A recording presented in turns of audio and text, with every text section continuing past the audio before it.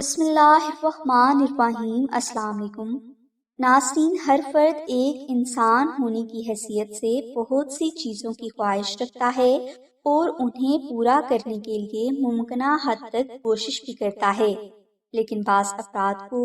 ان کی حاجات جلدی اور کم محنت میں حاصل ہو جاتی ہیں، جبکہ کچھ لوگ حاجت پوری ہونے کا انتظار ہی کرتے رہتے ہیں۔ لہٰذا آج کی اس ویڈیو میں ہم آپ کو حاجت کی دعا کا ایسا وظیفہ بتائیں گے جس سے آپ کی دعا ضرور قبول ہوگی اور آپ جس چیز کی بھی چاہ کریں گے اگر وہ آپ کے حق میں بہتر ہوگی تو آپ کو ضرور ملے گی، ورنہ اللہ کی ذات آپ کو اس کا بہترین نعم البدل فراہم کریں گے انشاءاللہ۔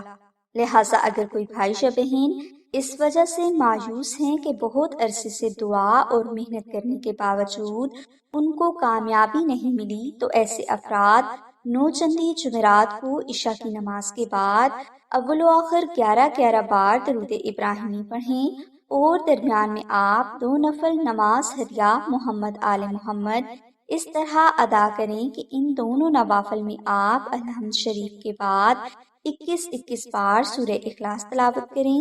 اور نوافل کی ادائیگی کے بعد آپ 5000 بار اسم اعظم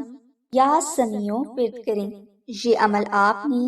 ایک ہی دن کرنا ہے، اس کے بعد آپ روزانہ 100 بار اسم اعظم یا سمیع پڑھنے کی عادت ڈال لیں۔ انشاءاللہ آپ کی حاجت ضرور پوری ہوگی اور آپ دلی طور پر مطمئن بھی ہو جائیں گے۔